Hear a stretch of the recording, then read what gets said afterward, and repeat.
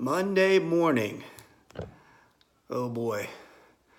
You know, back when I watched football a lot, hell, the Super Bowl was probably, I think, maybe the only third game I watched this year. I might have watched a couple games last year. Like I said, I've just kind of outgrown the sport, I guess. I feel like I have better things to do with my time on the weekends and on a Sunday, especially during football season. Usually we're working a lot, but with vacation, I've been able to catch a few games. But I remember we always used to come into work Monday morning hungover, useless, and just, ready to set all-time record lows for production. I imagine some of y'all probably feeling a little rough today, so drink lots of water, change your socks. Don't feel sorry for yourself. Maybe a little hair of the dog at lunch if the boss don't see you. But anyway, I've been reading a book, and I'm almost done with it, and it's by a guy, David Goggins. He's a retired Navy SEAL, and if you've ever seen him on his Instagram page or some interviews that he's done, it's super intense dude. And what makes this guy special is his ability to find a place in his mind when the shit is as unimaginably impossible, whether it be a task it's impossible to do, whether it be an obstacle to face. You can't negotiate it. You can't pass it. When you're facing hardships, well, just lay down and die because you just can't get yourself out of this one.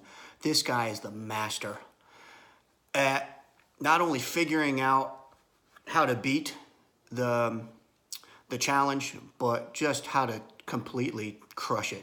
Just dominate, smoke it, destroy it, and move forward like, hey, man, that really wasn't that big of a challenge at all. So I was reading yesterday and some this morning, had a good workout in the gym this morning, switched up the workout.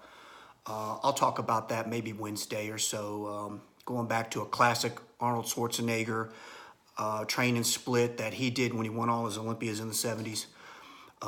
Kicked my ass. I'm feeling it. I was in the gym a little longer this time because I'm doing some more compound movements and using a workout that takes two big muscle groups and trains them together. But I'll get into all that anyway. I digress.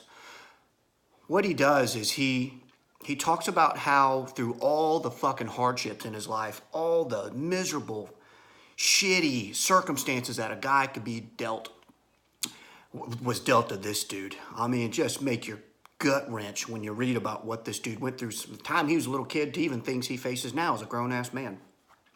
And what he did is he had this thing in his mind, and he came up with this thing he calls the cookie jar.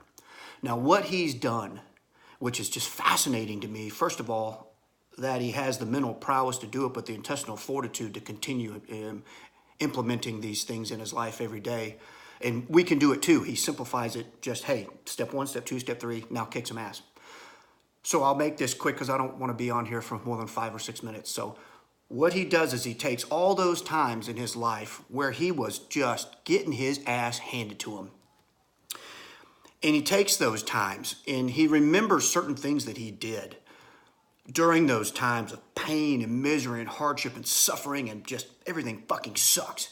He remembers putting himself in a place. Now, he calls them dark places. He doesn't go into what dark really is, but let your imagination figure that out.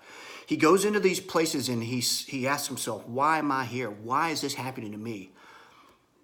How am I going to get out of this? And he would take that and he would turn that in whatever the feeling of fear or pain or misery, fucking turn that into aggression.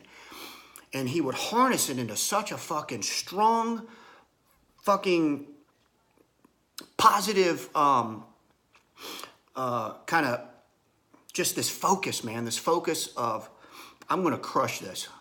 And I'm going to remember how I did it. So in the future, if this happens to me, I'll remember, hey, first of all, this has happened before. I was in the fire and I got myself out of it and I can do it again. And it was really inspiring to see how this guy could take any situation that, any of us could face, whether it be with bills or, relationships or our career or just our overall daily things in life that, sometimes we just we're not real good at, or we hate to face it, or hey, this is gonna suck. He basically tells, when I'm in a situation like that, I can reach into the proverbial cookie jar and I can pull out a cookie. And what he basically explains to you is, hey, this is just proof. If you can find it in your mind, you can see it in your mind's eye that I've been here before. I got through it. It made me stronger. I'm not dead, so I didn't quit and I didn't give up. I persevered through it, and it made me stronger. And I just felt like there's so many times in my life that I kind of did the same thing. Now, I didn't face challenges like this guy, but we've all faced hardships. We've all been in spots where we're like, all right, well, this is fucking it, man. I'm here and I'm not getting out of this. But somehow you find a way to do it. And remember when I mentioned that for me and for a lot of folks, what you remember most in life about the challenges you face is the pain and the misery and the suffering. And for me, all those times, like I've mentioned to you guys in the past, it made me stronger when I got through them, because like, okay, well, I guess I'm not done after all. Okay, I made it through that. That sucked. Let's not do that again. But in case we get into something else that sucks, I know that, hey, I made it through the last thing that sucks, so I'll get through this thing that sucks. Simple concept, right? Now, it's easier said than done. You're going to have to get your ass in a bind a few times so you'll realize what a bind is and take notes of what got you in that bind and what's getting you out of it. What are you doing to get out of that? And stay out of one in the future related to the bind that you were just in. So the book is You Can't Hurt Me, and it's a fabulous read, man. I mean, it's riveting in the sense of you get this guy telling the story and you think, nothing worse on the planet could happen to this dude. And guess what? Something else does. And he guides you through his mental state, his thought process, and what he's done in the past to just keep going, and what he's thinking about to not let anything stop him. And I've got a few chapters left, and I'll finish it by lunch.